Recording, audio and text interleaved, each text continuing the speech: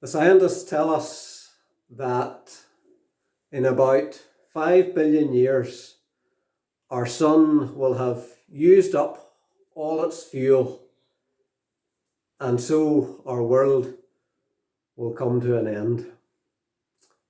But that's unimaginably far away, so no one really worries about that. Elon Musk tells us that the Earth could be hit by an asteroid at any time, so we should set up a civilization of human beings on Mars as well.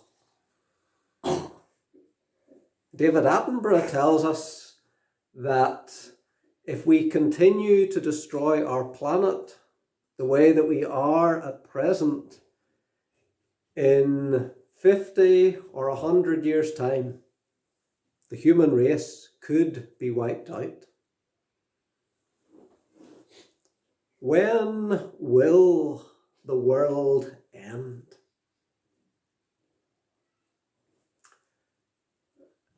This morning we're looking at Mark chapter 13, in which Jesus answers a question which at first sight seems to have nothing to do with the question about when the world will end. But actually, as we'll see, it has a lot to do with it. The question that Jesus has asked is, when will the temple be destroyed? Jesus has been teaching in the temple in Jerusalem. He leaves the temple, and as he's doing so, one of his disciples says to him, "Look, teacher, what massive stones, what magnificent buildings." The stones in that area that were used in the buildings were absolutely enormous. Some of them are still there today. One of the stones is more than 13 meters long, more than 3 meters high. That's more than 40 feet long, more than 9 feet high. It's 2 or 3 times bigger than the biggest wall in the room you're in at the moment. It weighs hundreds of tons. It is still one of the largest building blocks ever used in construction. So the disciples are pointing out these magnificent stones, these magnificent buildings to Jesus. And Jesus' response is to say, "Not one stone here will be left on another.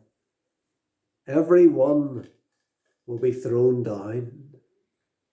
These magnificent buildings that you see will be totally destroyed. Later on, some of his disciples asked him in private, "When will this happen? Tell us, when will these things happen? And what will be the sign that they're all about to be fulfilled?" And as we look at Jesus' response to that question this morning, we see 4 things that he tells us. First, he says, "Don't be deceived." And we see that first of all in verses 5 to 8. Jesus says, "Watch out that no one deceives you." He's been asked about the date when the temple will be destroyed. And he gives them a command. He tells them what to do. Jesus actually gives more commands in this chapter of Mark than he does in any other chapter of Mark. So he's been asked about a date, but he tells them what to do. He tells them, "Watch out." That same command is repeated again in verses 9 and verse 23 and verse 33. It's translated in the New International Version in those verses as be on your guard. But it's the same word that's being used. And the tense that Jesus used implies that this is something that they're to do constantly. They are to keep being on their guard. They're to keep watching. They're not to become careless about this. They're to watch, he says, that they're not deceived.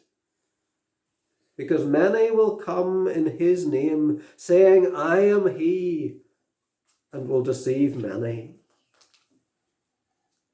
Before the temple is destroyed, there will be a war. And as these people are Jewish people, they will be looking to God to save them through the Messiah that he's promised. And people will say, that's the Messiah. Someone might say, I am the Messiah. Jesus says, don't be deceived. Don't believe it. And there's lessons for us to learn from that as well. If someone claims that the Messiah has come today, we are not to believe it. When Jesus returns, we won't need anyone to tell us. Everyone will be able to see. As Jesus said in Matthew 24, verse 27, for as lightning that comes from the east is visible even to the west, so will be the coming of the Son of Man. So Jesus tells these people to watch out, not to be deceived. And then he tells them not to be alarmed in verse 7. And when you hear of wars and rumours of wars, don't be alarmed. Anytime there's a war in the Middle East, someone somewhere is saying that this is the end of the world coming. But Jesus tells us not to be alarmed. These things must happen. Many of them will happen. It doesn't necessarily mean that the end of the world is coming. So Jesus tells his disciples to watch out that no one deceives them in verses 5 to 8. And then he repeats that again later on in our passage in verses 21 to 23. Again, he says, people will come saying, look, here is the Messiah. Look, there he is. False messiahs will arise. Don't be deceived. He says, be on your guard. I have told you everything in advance. We're to expect people to come and say these things. Jesus has warned us that it will happen. So that's the first thing he tells us. Don't be deceived. Secondly, he says, you will be persecuted. Verses 9 to 20. He says, you must be on your guard. You will be handed over to the local councils and flogged in the synagogues. The disciples will be persecuted by the authorities. But they'll also be persecuted by their own family members. Verse 12, brother will betray brother to death, and a father his child. And then Jesus talks about the abomination that causes desolation in verse 14. When you see the abomination that causes desolation standing where it does not belong, let the reader understand. Then those who are in Judea are to flee to the mountains. The abomination that causes desolation refers back to something that the prophet Daniel had mentioned in the Old Testament. He mentions it several times. On one occasion is Daniel chapter 11, verse 31, where he says, his armed forces will rise up to desecrate the temple fortress and will abolish the daily sacrifice. Then they will set up the abomination that causes desolation. Somebody will bring something that's forbidden into the temple, something that shouldn't be there, something that desecrates it. Daniel actually gives us the time when this will happen. He tells us lots of things about the surrounding events. And so we know that what Daniel says was fulfilled when Antiochus Epiphanes in 169 BC entered the Holy of Holies in the temple in Jerusalem. He built an altar to the foreign god Zeus, and he sacrificed a pig on it. He did something that was abominable, something that shouldn't have happened.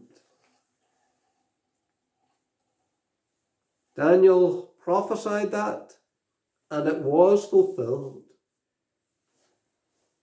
But Jesus tells us that it's going to happen again.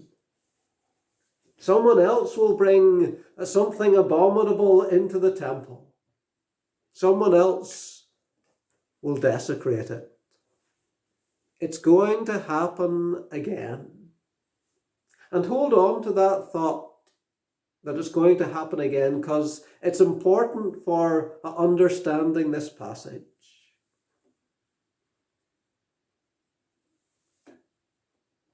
Jesus says that the persecution that will happen at this time will be extremely severe. Verse 19. Because those will be days of distress unequaled from the beginning, when God created the world until now, and never to be equaled again. God's people have suffered persecution throughout much of history. They are suffering persecution in many parts of the world today. It may well come here. Jesus has warned us, and so we're to be prepared. So Jesus was asked a question: when will the temple be destroyed? First he says, don't be deceived. Secondly, he says that you will be persecuted. And then thirdly, he says the temple will be destroyed in this generation. Verses 24 to 31. He says, truly I tell you, this generation will certainly not pass away until all these things have happened. Verse 30. So he's answering the question that he was asked in verse 4. When will these things happen? And what will be the sign that they're all about to be fulfilled? What will happen just beforehand so that we can tell this is about to happen? Verse 29, he says, even so, when you see these things happening, you will know that it's near, right at the door. So what are the signs that the temple was about to be destroyed? Well, Jesus says in verses 24 and 25, the sun will be darkened, and the moon will not give its light. The stars will fall from the sky, and the heavenly bodies will be shaken. The NIV Study Bible tells us that this does not necessarily refer to a complete breakup of the universe. It was language commonly used to describe God's awful judgment on a fallen world. Just to give one example of that, in Ezekiel chapter 32 and verse 7, speaking of the destruction of Pharaoh, it says, when I snuff you out I will cover the heavens and darken their stars.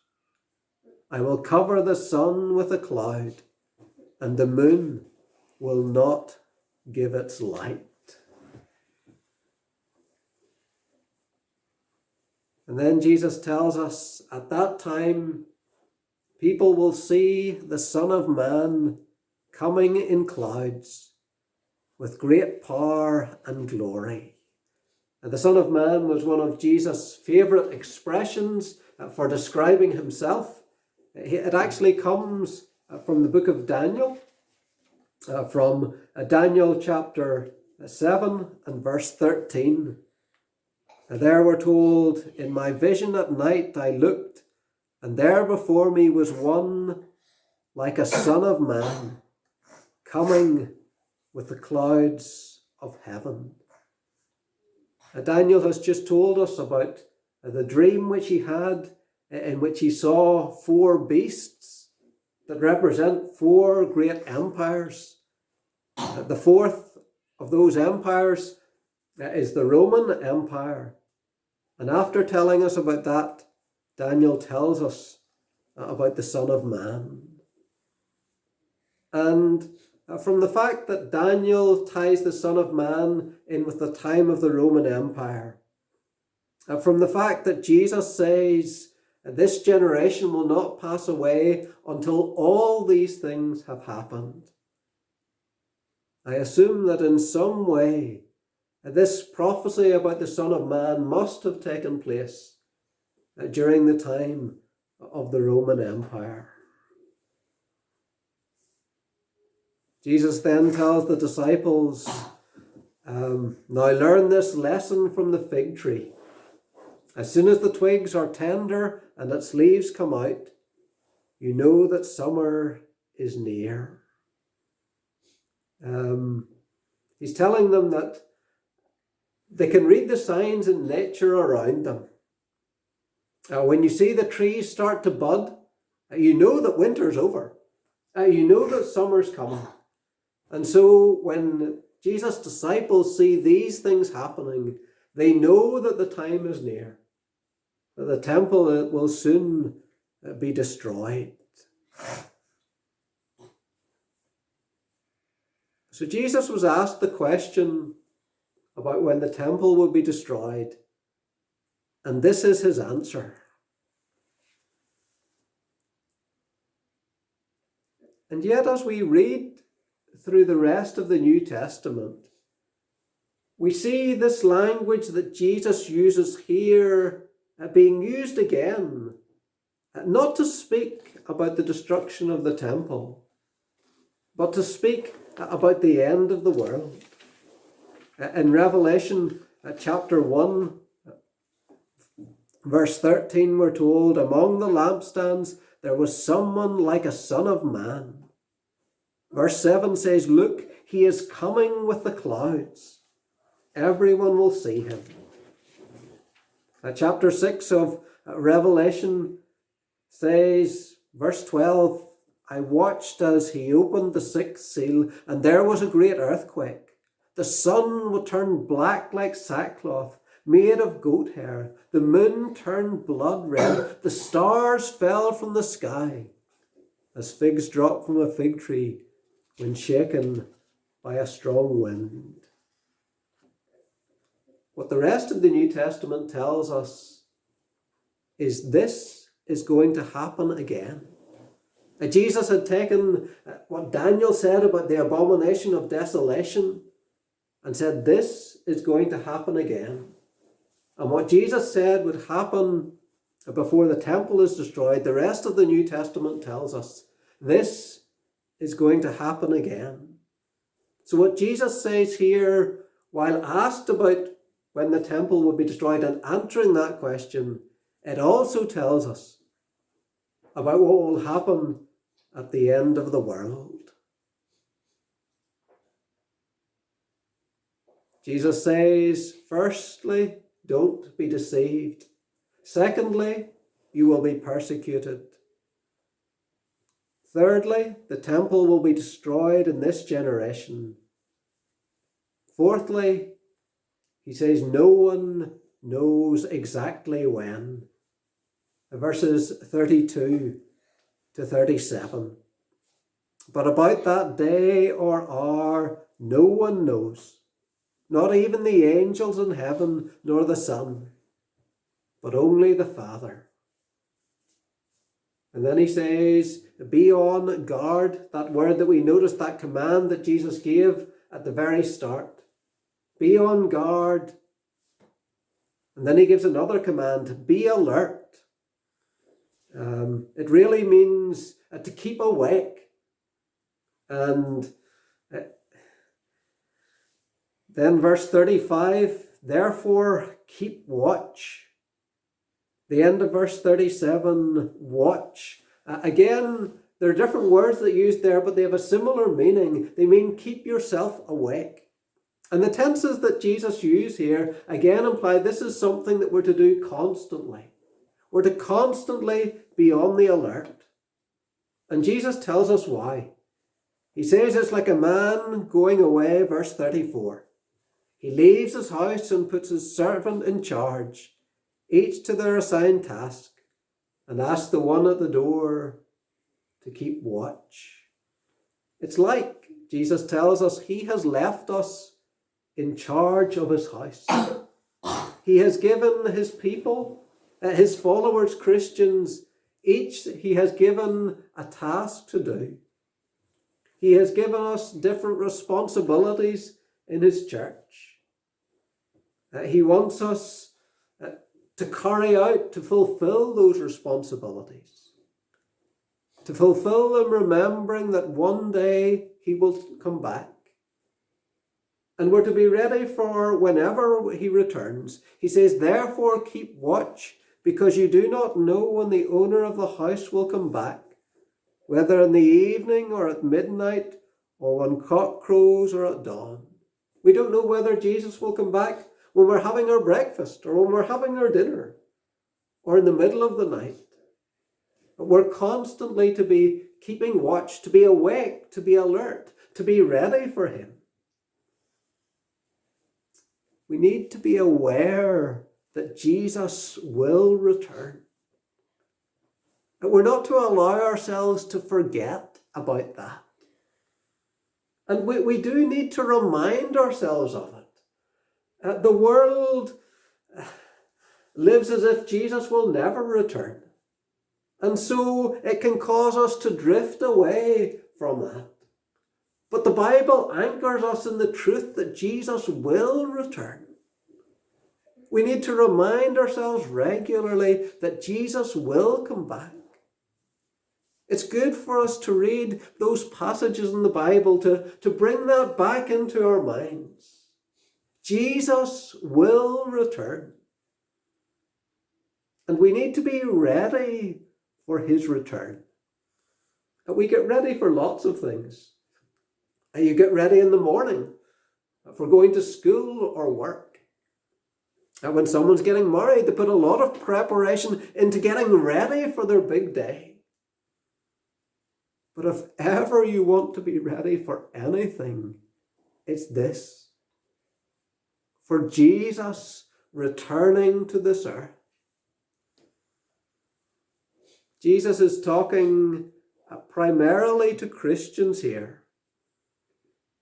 But it also applies to those who aren't Christians. In verse 37, Jesus says, what I say to you, I say to everyone. Watch. Be awake. Be ready.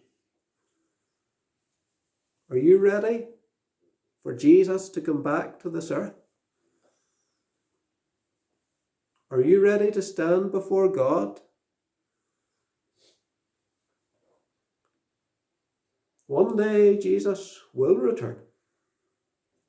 Every one of us will stand before him. Those who are trusting in Jesus will be welcomed into heaven. Those who are not trusting in Jesus will be punished for eternity in hell.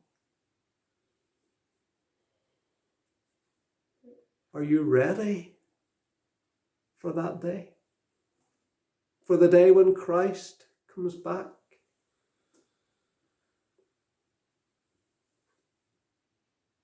Jesus was asked when the temple would be destroyed. He says that the temple would be destroyed in this generation. And 40 years after Jesus spoke these words, less than 40 years after, in AD 70, the Roman legions carried their flags with the emperor's image into the temple courts. They offered sacrifices to them, and they destroyed Jerusalem. Jesus' words did come true. As Jesus says in verse 31, heaven and earth will pass away, but my words will never pass away. And what Jesus says about his return will also come true. It is absolutely certain. People will see the Son of Man coming in the clouds with great power and glory. He will send out his angels to gather his elect from throughout the world. The day or the hour we do not know, but it will happen.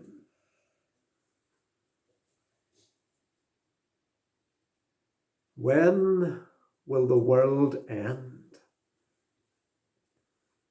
Jesus says, don't be deceived. Don't be deceived about people saying they are the Messiah. Jesus tells his people that they will be persecuted. He says no one knows exactly when he will return.